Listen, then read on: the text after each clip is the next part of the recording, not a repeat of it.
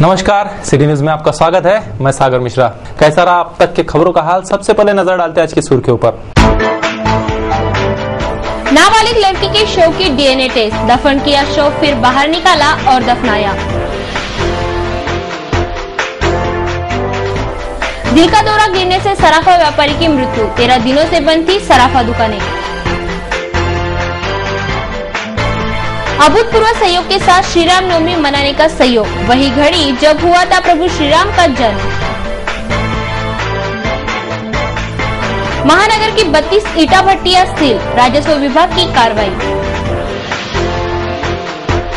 और आदिवासी के साथ पुलिस पटेल का अमानवीय कृत्य, पूरे गांव के समक्ष बेआबरू किया। न्यूज बुलेटिन के इस भाग के प्रायोजक हैं इस दिन का सबसे सुहाना पल कौन सा है, क्या कहता है घर आ जाओ। इंडिया बुल्स होम लोन्स, घर आ जाओ।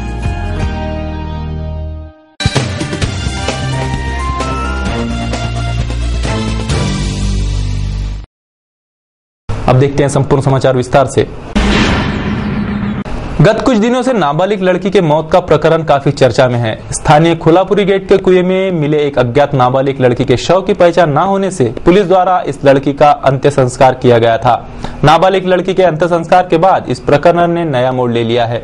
शुक्रवार को नाबालिग का दफन किया हुआ शव बाहर निकालकर उसकी डीएनए टेस्ट की गई।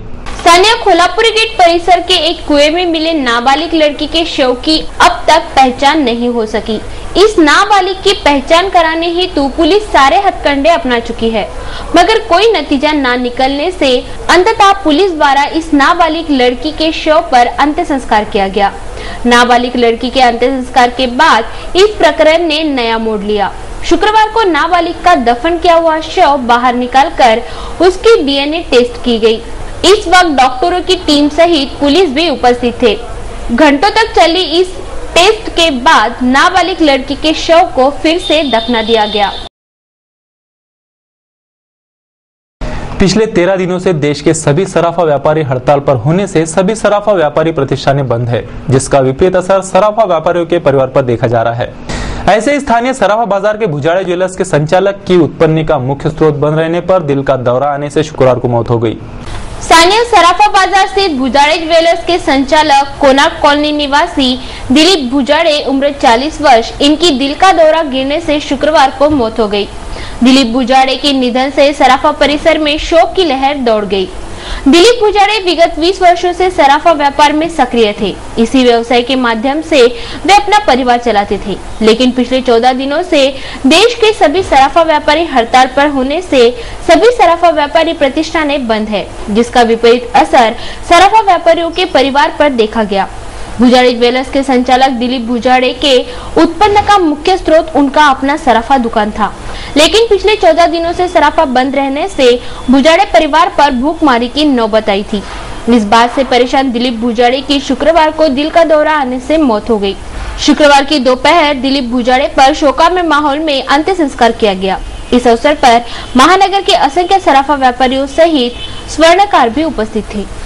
माझा मोठा भाऊ आहे, हा घरात करता होता आणि याच्यावर 14 दिवसापासून आंदोलन असल्यामुळे आणि बंद असल्यामुळे उपासमारीची पाळी आली आणि लेकरावर सर्व गोष्टीवर परिणाम झाला आणि त्याच्यामुळे टेन्शन घेत काल असा रात्री 11:30 वाजता प्रसंग घडला। या आंदोलनाचा परिणाम असाही भोगायला भेटला। विचारात असल्यामुळे आणि घरची परिस्थिती बरोबर नसल्यामुळे हे टेन्शन घेत होते आणि टेन्शनमुळे असं घडलं काल। शासनाने एक्साइज ड्युटी लावल्यामुळे सराफा बाजार हा बेमुदत बंद आहे आणि या बेमुदत बंदच्या मुळेच आज आमचा स्वर्ण व्यवसाय बळी पडलेला आहे। कारण 15 दिवसापासून हे बंद चालू आहे, शासनाचे डोळे उघडत नाही आणि याचंच हे कारण आहे। हे हृदयविकाराचे जे झटके येत आहेत हे विचारांनाच येत आहेत त्यामुळेच आज आमचा व्यापारी आमच्यातून निघून गेला. ही फार दुःखाची गोष्ट आहे. शासनाने याची दखल घ्यावी अशी मी शासनाला विनंती करतो. तारखेपासून आमचा सर्व बाजार सेल टॅक्स एक्साईज ड्युटी याबाबत बंद आहे. त्याच्यामुळे आमच्या सुवर्णकारावर विपासमारी पाळी येत आहे. 15 दिवसापासून हा सर्व बाजार बंद आहे. त्यामुळे आमचा एक सुवर्णकार श्रेय गुरमाळे 8 दिवसापूर्वी मरण पावला आणि आज आमच्यातून कालपर्यंत आमच्यासोबत असलेले दिलीप भाऊ भुजाडे हे काल आमच्यासोबत होते. काल आमच्या उपोषणा उपोषण मंडपात सुद्धा होते. त्यामुळे आज आमच्यातून आज एक कार्यक्रम घेऊन गेला त्याबद्दल आम्हाला दुःख होत आहे आणि आमची शासनाला विनंती आहे की हा काळा कायदा मागे घ्यावा अशी आमची सर्व व्यापारी आणि सुवर्णकाराची मागणी. सराफा व्यापारी पे जो एक्साइज ड्यूटी अभी सरकार ने ला दी है उसके विरोध में पिछले 13 दिन से सराफा बाजार बंद है. दिलीप भाऊ पंजाबराव जी भुजाड़े यह इस विरोध में काफ़ी सक्रिय थे. रोजाना अपने धरना आंदोलन में आते थे. राजकमल पे भी पूरा दिन धरना आंदोलन में बैठे थे. कल भी कलेक्टर ऑफिस में धरना आंदोलन था, उसमें भी पूर्ण देश बैठे थे. लेकिन जब हमारी उनसे कभी बीच में धरना आंदोलन के समय बातचीत होती थी, काफ़ी वो टेंस में रहते थे.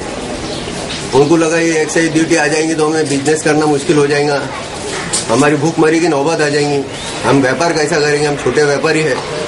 तो मेरा एक मत है कि उनके काफ़ी वो तनाव में थे और इस तनाव में उनको शायद ये अटैक आया और वो हमारे बीच में आज नहीं रहे. हमें बहुत दुख की बात है.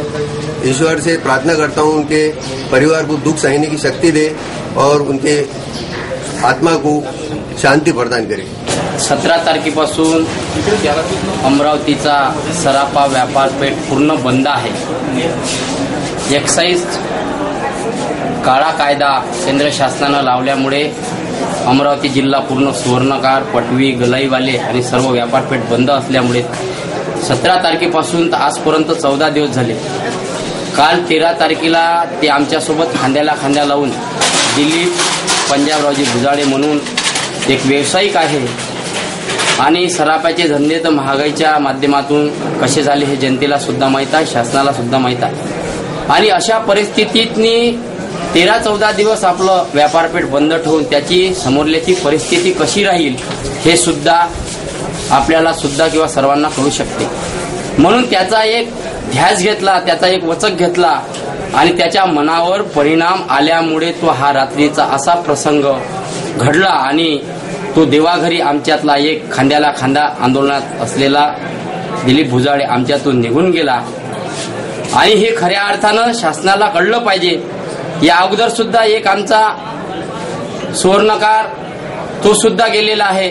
अशा अनेक ठिकाणी घटना घडणार आहेत. त्या अगोदर शासनाने निर्णय घ्यावा, नाही तर आमच्या सराफातनी आज दुःखद घटना घडलेली आहे. यापुढे सुद्धा अनेक दुःखद घटना घडण्याची अशी शंका आम्हाला वाटते आणि असं व्हाव नाही म्हणून शासनाने निश्चित हा काळा कायदा मागे घ्यावा व कोणाच्या जीवाशी खेळावू नये असं मला सराफा असोसिएशनच्या मार्फत व सराफा एक व्यापारी म्हणून सांगतो. आणि अशी घटना कोणावर यावं त्याची उपासमारीची पाळी आलेली आहे. काल अनेक जणांना त्यांनी 100-200 रुपये मागण्याचा प्रयत्न केला. काही लोकांनी दिले, कारण अनेक लोकांची सराफ्यातली सुवर्णकाराची झाली, छोट्या मोठ्या व्यापाऱ्याची परिस्थिती त्या परिस्थिती आलेली आहे की घरातनी गहू नसल्याची परिस्थिती आहे आणि मुलाबाळाच्या शिक्षणाचा याचा त्याचा सध्या परीक्षाचे दिवस आहे आणि आम्हाला अतिशय कठीण दिवस चाललेले आहे. हा शासनानं निश्चित काळा कायदा मागे घ्यावा व कोणाला जीव घेण्यापर्यंत प्रयत्न करावे नये अशी मला वाटते. कलयुग वर्ष 5114 का चैत्र शुक्ल पक्ष 9 यानी 1 अप्रैल को श्री राम नवमी पूरे धूमधाम से मनाई जाएगी. इस वर्ष अद्भुत संयोग के साथ श्री राम नवमी मनाने का संयोग बना है. यह घड़ी बिल्कुल ऐसी ही बनी है जिस समय अयोध्या में प्रभु श्री राम का जन्म हुआ था. चैत्र शुक्ल पक्ष 9 दिन रविवार, नक्षत्र पुष्य, सुकर्मा योग के साथ कलौ कारण का सिद्धार्थ योग. इसी शुभ घटिका में मर्यादा पुरुषोत्तम प्रभु श्री राम का अयोध्या नगरी में जन्म हुआ था. कलयुगी वर्ष 5114 के चैत्र शुक्ल पक्ष 9 यानी 1 अप्रैल 2012 को यह शुभ संयोग फिर एक बार बन गया है. इस वर्ष की श्री राम नवमी अभूतपूर्व दिव्य संयोग के साथ मनाने का संयोग बना है. विगत 64 सालों में सिर्फ 9 बार यह शुभ संयोग बना है. अब 10वीं बार 1 अप्रैल को बन रहा है। इसके बाद पूरे 7 सालों बाद यानी 2019 में प्रभु श्री राम के जन्मोत्सव का शुभ संयोग बनेगा। इसलिए इस वर्ष श्री राम नवमी हर वर्ष से ज्यादा उत्साह के साथ मनाई जाएगी, यह निसंदेह। इसी की तैयारियों में अम्बा नगरी भी व्यस्ततम दिखाई दे रही है। महानगर के श्री राम मंदिर, राम भक्त, बजरंगबली के हनुमान मंदिरों में भी मर्यादा पुरुषोत्तम प्रभु श्री राम का जन्मोत्सव पूरे धूमधाम से मनाने की तैयारियां अंतिम चरण में पहुंच चुकी है। महानगर में श्री राम नवमी पर भव्य शोभा यात्राएं निकलेंगी। इस शोभा यात्राओं की तैयारियां भी जोरों शोरों से जारी है। शोभा यात्राओं में झांकियां प्रमुख आकर्षण रहती है। इस वर्ष कुछ अलग झांकियां प्रस्तुत कर प्रभु श्री रामचंद्र की गाथा प्रस्तुत कराने की मीमांसा महानगर के तमाम शोभा यात्रा आयोजकों ने व्यक्त की है। तो चलिए एक दिव्य एवं अभूतपूर्व संयोग के साथ मनाते हैं श्री राम नवमी। मर्यादा पुरुषोत्तम प्रभु श्री राम के जन्मोत्सव अवसर पर तमाम अम्बा नगरी वासियों को सिटी चैनल परिवार की ओर से हार्दिक शुभकामनाएं। बदनेरा जूनी बस्ती स्थित राम मंदिर में हम हाजिर हैं। आइए सोपान भाव से इसी के बारे में जानकारी लेते हैं, पूछते हैं। नमस्कार भाव। नमस्कार। सोपान भाव, ये श्री राम मंदिर जूनी बस्ती का ये अंदाजन कब का बना हुआ है, इसके बारे में थोडी सी जानकारी दीजिए हमारे दर्शकों को। हे कधी बनलं याची नक्की तारीख किंवा साल सांगू शकत नाही, पण गोडबोले परिवाराकडे हे 1875 पासून या मंदिराची आणि या प्रभू रामचंद्राची सेवा आलेली आहे। गोडबोले घराण्यातली सध्या 5वी पिढी श्रीरामचरणाच्या सेवेमध्ये रुजू आहे आणि वर्षभर अनेक कार्यक्रम या मंदिरामध्ये होत असतात। त्यामध्ये कार्तिक महिन्यामध्ये काकड आरती, अधिक महिन्यामध्ये व्रत आणि मुख्य म्हणजे सगळ्यात महत्त्वाचा उत्सव हा चैत्र शुद्ध प्रतिपदा अर्थात गुढीपाडव्यापासून ते पौर्णिमेपर्यंत म्हणजे हनुमान जयंतीपर्यंत होणारा श्रीराम जन्मोत्सव। या श्रीराम जन्मोत्सवाच्या 15 दिवसाच्या कालावधीमध्ये महाराष्ट्रातील नामांकित कीर्तनकार या ठिकाणी आपली सेवा रुजू करतात, नामांकित प्रवचनकार या ठिकाणी आपली सेवा रुजू करतात। परंतु यातील सगळ्यात महत्त्वाचा भाग म्हणजे श्रीराम जन्माचं म्हणजे नवमीचं आणि दुसऱ्या दिवशीच्या गोपाळ काळ्याचं कीर्तन हे अगदी पहिल्या वर्षीपासून जेव्हापासून गोडबोले परिवाराकडे मंदिराची देखभाल आली तेव्हापासून त्या आस्था गायत एक नियम एक शिरस्ता असा आहे की या मंदिरामध्ये श्रीराम जन्माचं आणि पारण्याचं काल्याचं कीर्तन हे गोडबोले परिवारातल्याच व्यक्तींनी करावं। बाहेरचा कीर्तनकार जन्माचं आणि या पारण्याचं कीर्तन करू शकत नाही। बडनेरा जुनी वस्तीमध्ये हे मंदिर गोडबोल्यांचा राम मंदिर म्हणून प्रसिद्ध आहे आणि दिवसेंदिवस पहिल्या वर्षीपासून लोकांचा या अगदी सुरुवातीपासूनचा मंदिराला होणारा सहभाग, मंदिराच्या प्रत्येक कार्यक्रमातला सहभाग हा वाखाणण्याजोगा आहे आणि एक गावाचा उत्सव म्हणून आज बडनेरा नव्हे तर अमरावती शहरामध्ये या मंदिरातल्या उत्सवाकडे बघितलं जातं। गेल्या अनेक वर्षापासून या मंदिराची ख्याती बघून, कार्यक्रमाचा दर्जा आणि इथली सेवावृत्ती बघून अमरावती शहरातील अनेक व्यक्ती दररोज दर्शनासाठी या मंदिरामध्ये येत असतात आणि दिवसेंदिवस अत्यंत आनंदाची गोष्ट आहे या प्रभू रामचंद्रावरच्या निष्ठेपायी या दिवसेंदिवस उत्सवाची प्रगती आणि प्रसिद्धी वाढत चाललेली आहे। महानगर में अवैध तरीके से ईटा भट्टियां चलाई जाती हैं। इसके लिए जंगल की लकड़ियां अवैध तरीके से इस्तेमाल कर यह ईटा भट्टी चालक लाखों की कमाई करते हैं। राजस्व विभाग में शिकंजा कसकर अपनी छापामार कार्रवाई में महानगर के 32 अवैध ईटा भट्टियां सील कर दी। बीते कुछ अरसे से प्रशासन की आंखों में धूल झोंक कर गैर कानूनी ढंग से ईटा भट्टी का कारोबार महानगर में जोरों शोरों से चल रहा है। ईटा भट्टी के लिए जंगल की लकड़ियां भी अवैध तरीके से तोड़ी जाती थी। इन ईटा भट्टियों से परिसर में काफी प्रदूषण भी फैलने लगता था। राजस्व विभाग ने शिकंजा कसकर छापामार कार्रवाई करते हुए महानगर की 32 ईटा भट्टियां सील कर दी। महानगर के महादेव खोरी, वडाली, छतरी तालाब, MIDC कुम्हारवाड़ा आदि इलाकों में ईटा भट्टियां चलाई जाती है। पर्यावरण में बाधा पहुंचा रहे इन ईटा भट्टियों के खिलाफ राजस्व विभाग ने तीव्र अभियान चलाया है। राजस्व विभाग के अभियान के अंतर्गत फ्रेजरपुरा क्षेत्र के 32 ईटा भट्टियां सील कर संचालकों पर कार्रवाई की गई।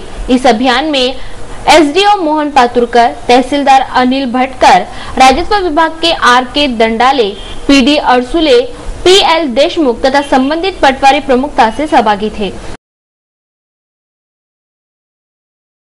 गांव में कायदा एवं सुव्यवस्था बनाए रखने के लिए पुलिस पटेल की नियुक्ति की जाती है, लेकिन पुलिस पटेल ने ही कानून का उल्लंघन कर अपने पद का दुरुपयोग करने की घटना सामने आई। महाराष्ट्र मध्य प्रदेश सीमा पर बसे धामधस गांव के पुलिस पटेल ने आदिवासी को बुरी तरह पीटकर उसे बेआबरू किया। महाराष्ट्र मध्य प्रदेश सीमा पर बसे धामधस गांव के पुलिस पटेल तुलसीराम मरकाम ने गांव के ही रहने वाले तारा सिंह जामलाल उइके नामक आदिवासी मजदूर को रस्सी से बांधकर गरम सलाखों से शारीरिक पीड़ा पहुंचाई। बाद में आदिवासी मजदूर को बेआबरू कर उसे पूरे गांव में घुमाया। इस अमानवीय घटना से गांव के कायदा एवं सुव्यवस्था को बाधा पहुंची। गांव के पुलिस पटेल तुलसीराम मरकाम ने अपने पद का दुरुपयोग कर आदिवासी पर जुर्म ढाया। सोमवार की बात है तो यहाँ आया दोनों जने, कौन आ गया? पुलिस पाटिल, उसके बड़े भाई मेरे को घर से टंगड़ो खींच के घर से बाहर निकाले, नाली तक के लेके गए, वहां से उठाया मेरे को, हाथ पकड़ के लेके गए गांव में, मेरा कपड़ा बांध के रखा, वहां से छोड़े मेरे को तो पहले चटके दिए, वहां से छोड़े तो गांव में फिर आया। कपड़े वो एक तो उधर फेंक दिया, बाकी के घर को है। कपड़े पूरे फाड़े थे? हाँ। फिर ये फटे हुए कपड़े में था ना मैं। अच्छा, फिर पूरा गांव में घुमाया? हाँ, पूरे गांव में घुमाया। कहाँ पे घुमाया? नीचे का गांव में और ऊपर का गांव में नंगा घुमाया? हाँ। तुले आपला पोरगा घेऊन पळाला होता, मग 3 महिन्यानंतर आपला घरी आला तो। मग इथवारी काय झालं? इथवारी म्हणजे मा घरी होता साक्षगण, मग तो आला 9 वाजता आपला पोरगा, मग रातभर राहिला, जेवायला ठेवलं, सोमवारी त्याला कपडे घेऊन दिलं। पोलीस पाटील तुमच्याकडे त्यांना काय केलं? त्यानं मला घोडताड केलं, मारलं, गावात नेलं, बांधलं, गावात फिरवले, कपडे फाडून आणला तिकडून आपला याच्यात बांधलं, बोर्डामध्ये बांधलं, मारलं, थोडे चटके दिले। पोरगा कुठं आहे म्हणजे मला पोरगा लाल कपडे काढून पूर्ण गावात दिलं होतं? हा, म्हणजे होता बन्यान थोडा, आणि धोतर काहीच नाही होता, थोडासा अर्धा होता तो कमरीतच बांधला होता। मोठा भाऊन असं धरलं, गावात फिरवलं, वरता गावात नेले, खालच्या गावात फिरवले। आम्ही गेलो चौकशी करायला, मग असे एकने बोलून राहिले मग ऐकून, त्याच्या सारे एक गुटून। धामनदस ग्राम के निवासी तारा सिंह उइके नामक आदिवासी मजदूर के बेटे का पुलिस पटेल की भांजी से प्रेम प्रकरण चलने का पता चलते ही पुलिस पटेल तुलसीराम मरकाम ने आदिवासी के घर जाकर वाद विवाद किया। बाद में आदिवासी को रस्सी से बांधकर उसे शारीरिक पीड़ा पहुंचाई।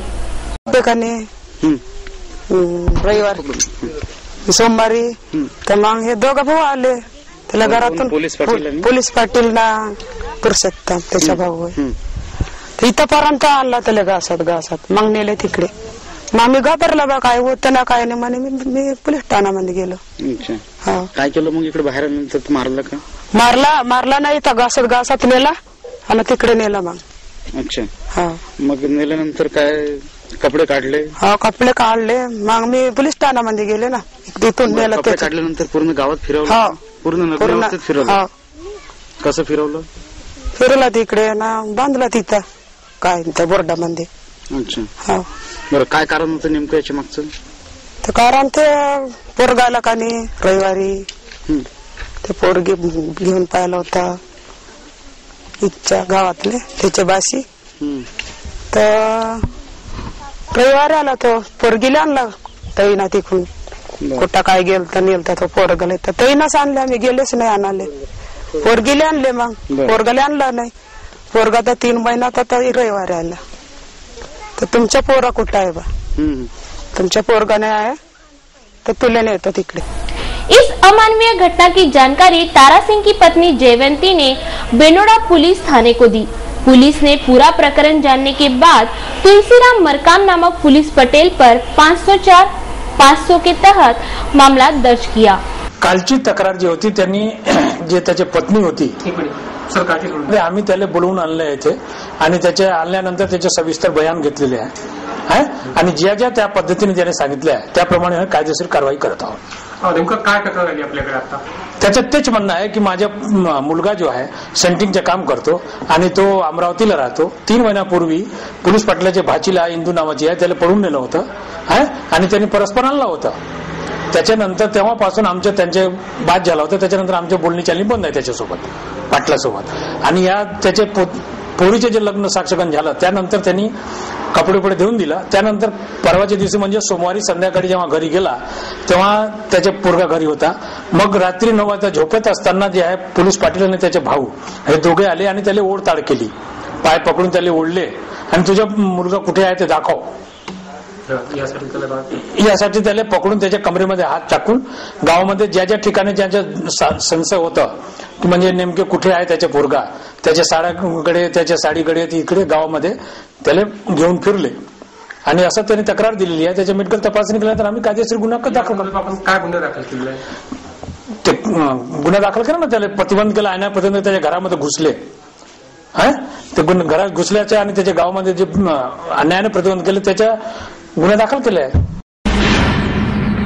समय हो चुका है एक छोटे से ब्रेक का. तुरंत लौटते हैं कुछ अहम खबरों को लेकर. कहीं मत जाइएगा, देखते रहिए सिटी न्यूज.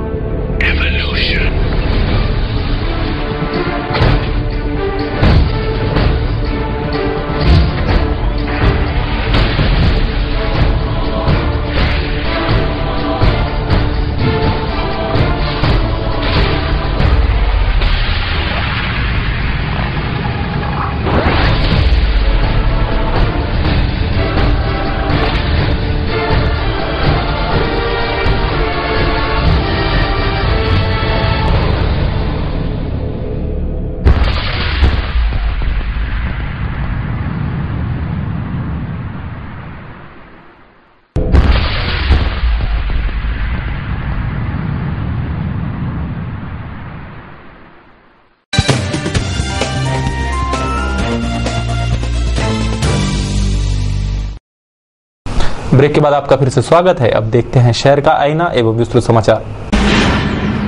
स्थानीय न्यू जोशी मार्केट परिसर के फुटपाथ के नीचे की नालियां पूरी तरह जाम होने से नालियों का सारा गंदा पानी रास्तों पर बहने से आवागमन में काफी दिक्कतें आ रही है.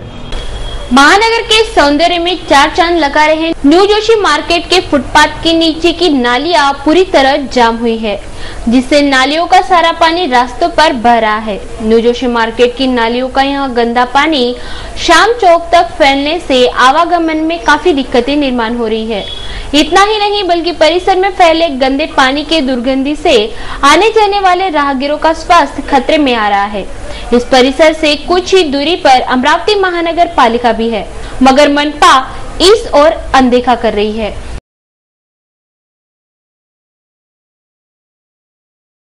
राज्य सरकार ने अपनी मनपा सहित 4 अन्य महानगर पालिका में 1 अप्रैल से ऑक्ट्राय हटाकर स्थानीय संस्था कर लगाने का निर्णय लिया, लेकिन अमरावती महानगर पालिका को एलबीटी के संदर्भ में कोई औपचारिक जानकारी या आदेश न मिलने से अमरावती मनपा में जकात कर संबंधी संभ्रम कायम है. ऑक्ट्राय की जगह एलबीटी लागू होने से क्या अमरावती मनपा का उत्पन्न बढ़ेगा? ऑक्ट्राय हट जाने से व्यापारियों को जकात के जंजाल से छुटकारा मिलेगा? इन सभी सवालों पर शहर के वरिष्ठ पत्रकारों सहित जनप्रतिनिधियों ने अपनी प्रतिक्रियाएं व्यक्त की. मेरी जानकारी है मंत्रालय से अमरावती महानगर पालिका को एलबीटी लगाने के बारे में कोई स्पष्ट आदेश अभी तक प्राप्त नहीं हुए हैं. हाँ, ये जरूर है कि मंत्रालयीन प्रशासनिक स्तर पर राज्य की 12 ड स्तरीय महानगर पालिकाओं में एलबीटी लगाए जाने की चर्चा और कार्यवाही जारी है. लेकिन जैसा कि इसके पहले के हमको अनुभव है, इसके पूर्व के जो हमको अनुभव है, बार बार के अंतिम दिन अंतिम समय राज्य सरकार ने कई बार फैसले बदले हैं. पिछली बार भी उपकर लगाए जाने की जो जोरदार चर्चा थी, उसके स्थान पर अंतिम दिन फिर से ऑक्ट्राय लागू किया गया था. तो आपके जो पहले प्रश्न का उत्तर है कि महानगर पालिका प्रशासन को इस तरह का कोई पत्र या आदेश प्राप्त हुआ है. महानगर पालिका प्रशासन को अभी तक इस तरह का कोई पत्र प्राप्त नहीं हुआ है. दूसरा, आपने पूछा कि एलबीटी लगाए जाने के क्या नुकसान है और क्या फायदे हैं. एलबीटी की जानकारी जो है आम व्यापारी तक अभी तक पूर्णतः पहुंची नहीं है. एलबीटी मतलब लोकल बॉडी टैक्स, जिसे हम कह सकते हैं कि स्थानीय जो समिति है, लोकल बॉडी स्थानीय समिति टैक्स कर, उसको स्थानीय समिति कर कहा जाता है. स्थानीय समिति कर या लोकल बॉडी टैक्स ये एक प्रकार का उपकर का ही दूसरा रूप है. और उपकर का अमरावती के व्यापारियों ने इसके पूर्व में उपकर का विरोध अमरावती के व्यापारी कर चुके हैं. आज भी कुछ व्यापारी प्रतिनिधियों की और पदाधिकारी संगठन के पदाधिकारियों की जो प्रतिक्रियाएं हमें विभिन्न अखबारों में पढ़ने मिली हैं, उन्होंने एलबीटी का विरोध ही किया है. एलबीटी के आने के बाद इतने जल्दी हम ये नहीं कह सकते हैं कि इसके क्या आर्थिक फायदे और नुकसान होंगे महानगर पालिकाओं को। एलबीटी को वसूल करने की जिम्मेदारी ये महानगर पालिका प्रशासन पर होगी, जबकि ऑक्ट्राय हमारे यहाँ ठेका सिस्टम पर दिया जाता है, इसलिए ठेका जितने मूल्य का दिया जाता है उतना फिक्स अमाउंट महानगर पालिका को प्राप्त होता है पूरे वर्ष भर में। एलबीटी या उपकर में ऐसा नहीं होगा। एलबीटी या उपकर में कितनी राशि प्राप्त होगी यह समय जैसा जैसा बीतता जाएगा वैसे वैसे पता चलेगा कि कितनी राशि इस पे ऊपर से प्राप्त होती है। अगर ऑक्ट्राय की तुलना में एलबीटी में कम राशि वसूल होती है महानगर पालिका के लिए तो यह महानगर पालिका का आर्थिक नुकसान होगा। अगर ऑक्ट्राय की तुलना में एलबीटी में ज्यादा राशि वसूल कर पाता है महानगर पालिका का प्रशासन तो यह महानगर पालिका के लिए आर्थिक रूप से फायदा होगा, लेकिन ज्यादा पैसा वसूल कर पाएगा इसकी उम्मीद बहुत कम लगती है।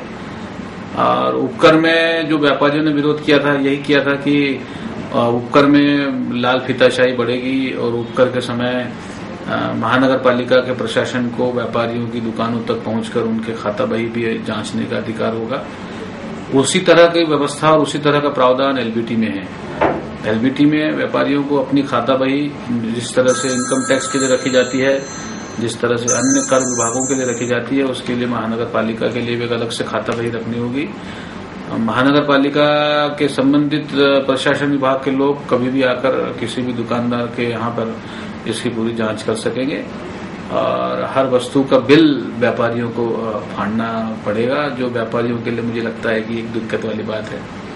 तो एलबीटी के मोटे मोटे, हालांकि अभी दूर की कौड़ी है, अभी 2 दिन 48 घंटे बाकी है। 48 घंटे बाद स्थिति स्पष्ट हो पाएगी कि एलबीटी लगता है या नहीं। और एलबीटी लगता भी है तो महानगर पालिका ने अभी तो 23 तारीख को 2 महीने का एक्सटेंशन दे रखा है ऑक्ट्राय को, तो शायद वो एक्सटेंशन की समाप्ति के बाद ही एलबीटी की प्रत्यक्ष कार्रवाई शुरू होगी। लेकिन एलबीटी के बारे में अभी स्पष्ट आदेश आने बाकी हैं। आदेश आने के बाद देखते हैं एलबीटी लगता है या ऑक्ट्राय लगता है। एलटीबीच्या कर प्रणालीचा त्रास व्यावसायिक व पर्यायाने जनतेला होणार आहे। या नव्या कर प्रणालीची जाणीव व्यावसायिकांना नाही, शासनाने व्यावसायिक, जनप्रतिनिधी व व्यापाऱ्यांच्या समस्यांतून यावर तोडगा काढावा। अमरावतीकरांच्या हितार्थ हे आवश्यक आहे। सद्यस्थितीत शासनाकडून याबाबतची निर्णयाची प्रत अमरावती प्रशासनाला प्राप्त झालेली नाही आहे, हे मला नमूदपणे सांगावसे वाटते। धन्यवाद। अमरावती महापालिकेच्या हद्दीत जकातीऐवजी स्थानिक संस्था कर लागणार अशी सध्या चर्चा सुरू आहे आणि शासनाने त्याप्रमाणे निर्णय पण घेतल्याचं ते सांगण्यात येते, पण अद्याप महापालिकेत कुठलाही आदेश आलेला नाही। मात्र एलबीटी लागल्यावर काय परिणाम होतील किंवा अमरावती महापालिकेच्या उत्पन्नामध्ये घट होईल किंवा वाढ होईल त्यावेळी हे आतापर्यंत कोणी पण निश्चितपणे सांगू शकत नाही।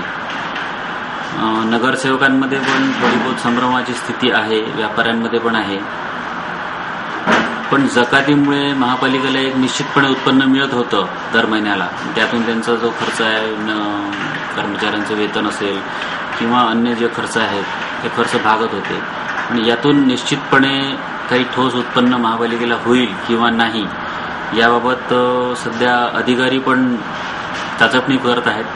त्यामुळे आपण आताच हा कर चांगला आहे किंवा वाईट आहे हे निष्कर्ष काढणं योग्य होणार नाही असं मला वाटतं। अभी अमरावती शहर में जो लोकल बॉडी टैक्स एलबीटी के नाम से जो टैक्स लगाने का प्रावधान सरकार के तरफ से हो रहा है, यह अत्यंत घातक परिणामकारक सिद्ध होगा। इसके पहले भी उपकर का प्रावधान यहाँ पर किया गया था और वो जो एक्सपेरिमेंट था वो बुरी तरह से फेल हो गया था, और उस वक्त महानगर पालिका जो है उसकी माली हालत इतनी खस्ता हो गई कि भीख मांगने जैसी परिस्थिति हो गई थी। अभी भी ये एलबीटी आने के बाद में उसी चीज की पुनरावृत्ति होगी। भारतीय जनता पार्टी की तरफ से हम चाहते हैं कि न ऑक्ट्राय रहे न एलबीटी रहे। हम चाहते हैं कि कोई भी स्थानिक कर यहाँ से जो है वो हट जाए और वैट का जो प्रावधान यहाँ पर जो है वो वैट में से उचित शेयर जो है वो महानगर पालिका को दिया जाए। और इसके अलावा महानगर पालिका को अमरावती शहर के लिए विशेष केस करके स्पेशल अनुदान हर साल 200 करोड़ रुपए का गवर्नमेंट ने देना चाहिए और ये लोकल टैक्सेस जो है ये बिल्कुल बंद कर देना चाहिए, क्योंकि एलबीटी का एक्सपेरिमेंट पहले भी हुआ है, वो फेल हो गया है। और हम तो चाहते हैं कि किसी भी प्रकार का लोकल टैक्स नहीं रहे, और अगर लोकल टैक्स रखना है तो जो पोजीशन अभी है, अभी जिस प्रकार से कलेक्शन हो रहा है ऑक्ट्राई का, वही उचित है। सिर्फ ये ख्याल में रखते हुए हमें आगे का ठेका देना पड़ेगा कि हमारा कलेक्शन कितना पॉसिबल है और कितने रुपए में हम ठेका दे सकते हैं। अगर इसका उचित अभ्यास करके अगर ठेका दिया जाए तो 100 करोड़ के करीब इनकम अमरावती महानगर पालिका को ठेके के माध्यम से हो सकती है। और अगर इसके जगह एलबीटी हमने लगाया तो भगवानी मालिक है, अमरावती महानगर पालिका वैसी बीमार कंडीशन में है। लोकल टैक्सेस जो है हमारे, जो कर, जो संपत्ति कर है या बाकी जो कर है, उसका जो कलेक्शन है वो अत्यंत पुअर कंडीशन में है, बहुत कम है। और इस दृष्टि से अगर देखा जाए, ये एलबीटी उसमें अगर जोड़ दिया जाए तो अमरावती महानगर पालिका का बंटा ढार पूरी तरह से हो जाएगा। इसलिए हम पूरी तरह से ये एलबीटी के खिलाफ है। हम तो ऑक्ट्राई के भी खिलाफ है, लेकिन अगर एलबीटी के जगह मतलब कोई ना कोई टैक्स अगर लोकल लगाना है तो वह ऑक्ट्राई ही रहना चाहिए, ऐसा हमारा मानना है। विदर्भ की सांस्कृतिक नगरी अमरावती में महाराष्ट्र की सभ्यता, पारंपरिकता तथा संस्कृति का दर्शन कराने हेतु विगत 5 वर्षों से सकार द्वारा श्री रामनवमी के पर्व पर गीत रामायण इस कार्यक्रम का आयोजन किया जाता है। इस परंपरा को कायम रखते हुए इस वर्ष भी उतने ही उत्साह से गीत रामायण का आयोजन श्री रामनवमी पर सुबह 5:15 पर किया गया है। गीत रामायण इस कार्यक्रम का सभी शहरवासियों ने लाभ लेने का आह्वान कार्यक्रम के संयोजक सुरेंद्र चापोरकर ने किया है। सकाळच्या वतीने रामनवमीच्या निमित्ताने दरवर्षी आपण पहाटे 5 वाजता हॉटेल महफिल इनच्या बंधन लॉनवर गीत रामायण हा कार्यक्रम घेत असतो। गदी माँ आणि बापूजींच्या ज्या अजरामर कलाकृती आहेत, जे गीत आहेत, ते आपण या गीत रामायणाच्या माध्यमाने सादर करत असतो। आणि या कार्यक्रमाला अमरावतीकरांचा प्रचंड प्रतिसाद मिळत असल्यामुळे यंदाच्या 6व्या वर्षी पण आपण हा सोहळा अतिशय मोठ्या प्रमाणात आयोजित करणार आहोत। त्या सोहळ्याच्या संदर्भातली तयारी आपली पूर्ण झालेली आहे आणि त्या दिवशी म्हणजेच रविवारी 1 एप्रिलला पहाटे 5 वाजता अमरावतीकरांनी या सोहळ्याचा आनंद निश्चितपणे घ्यावा अशी सकाळ परिवाराच्या वतीने आम्ही सर्वांना विनंती करत आहोत। जिला परिषद अमरावती के सर्व शिक्षा अभियान कार्यक्रम के अंतर्गत शारीरिक रूप से विकलांग 218 छात्रों को साहित्यों का वितरण जिला परिषद अध्यक्षा सौ सुरेखा ठाकरे के हाथों किया गया। जिला परिषद अमरावती के सर्व शिक्षा अभियान कार्यक्रम के अंतर्गत शारीरिक रूप से विकलांग 218 छात्रों को स्फटिक साहित्यों का वितरण जिला परिषद अध्यक्षा सौ सुरेखा ठाकरे के हाथों किया गया। गुरुवार को स्थानीय जिला परिषद माध्यमिक कन्या स्कूल में संपन्न इस कार्यक्रम में कुल 14 पंचायत समिति के 218 छात्रों को हाथ, पैर, सीना तथा अन्य कमजोर अवयव के लिए आवश्यक स्फटिक साहित्य दिए गए। इस अवसर पर जिला परिषद की अध्यक्षा सौ सुरेखा ठाकरे, जिला परिषद शिक्षणाधिकारी सुधाकर अभ्यंकर, मुख्य कार्यपालन अधिकारी आनंद जगताप, अनिल कांबे, निरंजन धांडे आदि मान्यवरों सहित शिक्षकगण, कर्मचारीगण तथा छात्र बड़ी संख्या में उपस्थित थे। अमरावती मध्यवर्ती बस स्थानक का बोझा कम कर तथा पश्चिम क्षेत्र में सफर कर रहे यात्रियों की सुविधा हेतु राजापेट बस स्थानक का निर्माण कार्य जोरों से जारी है। अत्याधुनिक सुविधायुक्त यह डेपो आगामी वर्ष 2013 में यात्रियों की सेवा में लोकार्पित होगा। अमरावती महानगर की जनसंख्या दिन ब दिन बढ़ रही है। महानगर के 80% यात्री एसटी बस से सफर करना पसंद करते हैं। जिससे अमरावती मध्यवर्ती बस स्थानक पर हर रोज भारी भीड़ दिखाई देती है। अमरावती मध्यवर्ती बस स्थानक को पश्चिमी क्षेत्र के बस स्थानक से जोड़ने हेतु राजापेट बस स्थानक का निर्माण किया जा रहा है। जिले के पश्चिमी क्षेत्र में सफर करने वाले यात्रियों का सफर आसान होने के तथा अमरावती मध्यवर्ती बस स्थानक का बोझा कम करने के उद्देश्य से राजापेट बस स्थानक का निर्माण कार्य जोरों शोरों से जारी है। स्थानीय राजापेट चौक स्थित राज्य परिवहन निगम के 1800 वर्ग मीटर क्षेत्रफल की जगह में यह सर्व सुविधा युक्त आकर्षक इमारत बनाई जा रही है, जिसमें 6 प्लेटफॉर्म के अलावा reservation counter, stand incharge room, parcel room, विश्राम गृह, प्रसाधन गृह, पुलिस चौकी तथा बस डिपो का मुख्य कार्यालय आदियों का निर्माण किया जाएगा। राजापेट बस स्थानक का काम लगभग 50% पूर्ण हुआ है। आगामी वर्ष 2013 में राजापेट बस स्थानक यात्रियों की सेवा में लोकार्पित होगा, जिससे यवतमाल, अकोला, नांदेड़, बुल्ढाना, वनी, पांढरकवड़ा आदि शहरों का सफर कर रहे यात्रियों का सफर आसान होगा। ऐसी जानकारी राज्य परिवहन महामंडल के संभागीय नियंत्रक विजय गव्हाडे ने दी। अमरावती शहरामध्ये आपलं जे मध्यवर्ती बस स्थानक आहे त्याच्या व्यतिरिक्त राजापेठ कंट्रोल पॉइंट होता आपला, तिथे साधारण आपली एसटी महामंडळाची 2.5 एकर जागा आहे। तिथे आता बीओटी तत्वावर नाशिक पॅटर्नच्या धर्तीवर बस स्थानक आणि शॉपिंग कॉम्प्लेक्स उभारणीचं काम सुरू आहे। सदरचं काम हे शेवाळकर डेव्हलपर्स नागपूर यांना कॉन्ट्रॅक्ट दिलेला आहे आणि साधारण तो या डिसेंबर 12च्या अखेरपर्यंत पूर्ण होण्याची शक्यता आहे। शॉपिंग कॉम्प्लेक्सचं काम जवळजवळ बरंचसं मोठ्या प्रमाणात झालं आणि मागचे जे 6 प्लॅटफॉर्मचं बस स्थानकाचं काम ते आता सध्या सुरू आहे आणि ह्या बस स्थानकामुळे आपलं जे अमरावती बस स्थानकाचा लोड प्रवाशांचा आणि वाहनांचा हा कमी होण्याची शक्यता आहे। त्या साईडचे बडनेरा साईडचे जे डिव्हिजन्स आहे अकोला आणि यवतमाळ, त्या डिव्हिजनचे काही टायमिंग आपण या राजापेठ बस स्थानकावरून डायव्हर्ट करणार आहोत आणि काही मुक्कामी गाड्या ज्या आपण आता मध्यवर्ती बस स्थानक अमरावतीला ठेवतो त्यातल्या काही गाड्या आपल्या राजापेठ बस स्थानकावर राहतील, म्हणजे इथला जो वाहनांचा लोड आहे तो कमी होऊन तिकडच्या प्रवाशांना, राजापेठकडच्या प्रवाशांना नागपूरकडे जाणाऱ्या गाड्यांसाठी सुविधा निर्माण होईल। अमरावती मुस्लिम काकर बिरादरी द्वारा अपने सामाजिक उत्तरदायित्व का परिचय देते हुए 12वें सामूहिक विवाह समारोह का आयोजन किया गया है। 1 अप्रैल को आयोजित इस सामूहिक विवाह समारोह में कुल 10 जोड़े रस्म रिवाज के साथ विवाहबद्ध होंगे। देखते हैं क्या दर्शा रहा है हमारा इसके कार्टून को ना।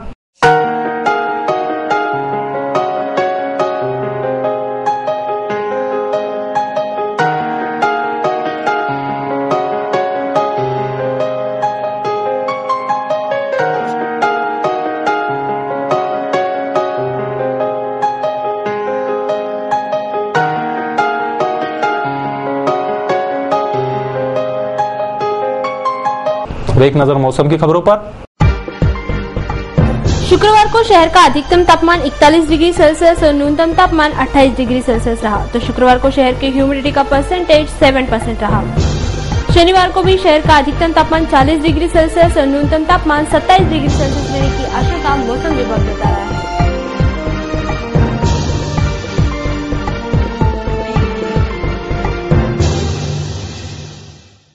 हमारा आज का सुविचार कहता है, यदि मैं समझ लूं कि मेरा असली गुण प्रेम करना है तो मन में द्वेष आ ही नहीं सकता।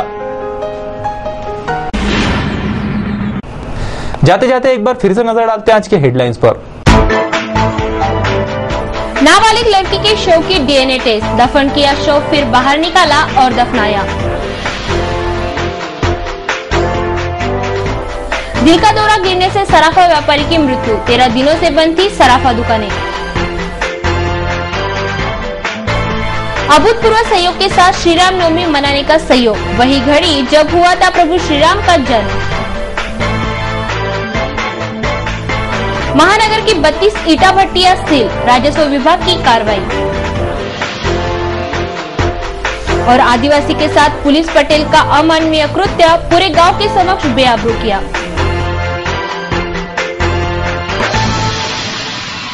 सिटी न्यूज के बारे में आप अपने सुझाव एवं विचार हमें भेज सकते हैं हमारे इस पते पर हमारा पता वही सिटी न्यूज कार्यालय धनराज लाइन सक्कर 7 अमरावती और हमारा फोन नंबर है 25633833। या आप हमसे फेसबुक ट्विटर पर भी जुड़ सकते हैं या हमें ईमेल कर सकते हैं। देश व दुनिया की खबरें और हर बुलेटिन को देखने के लिए लॉग ऑन करें www.citynews.net.in पर। सिटी न्यूज पर कार्यक्रम और खबरों का सिलसिला जारी रहेगा। लेते हैं आपसे इजाजत। इस बुलेटिन में बस इतना ही। नमस्कार।